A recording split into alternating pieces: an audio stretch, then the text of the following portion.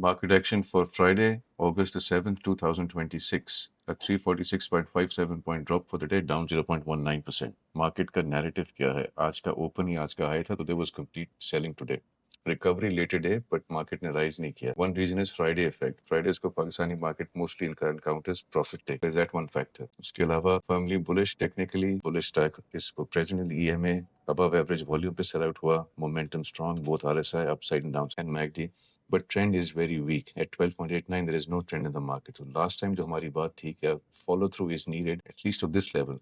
लेकिन market का कल का high भी नहीं हुआ break, so buyers faced consistent pressure at this point. Today was all selling most. So our verdict for the day is underlying technical structure remains bullish despite today's modest pullback. Momentum indicators ये देखिए ये और ये continue to strengthen. Price remains comfortably above all important moving averages, but weak ADX means the market still lacks a firmly established directional trend.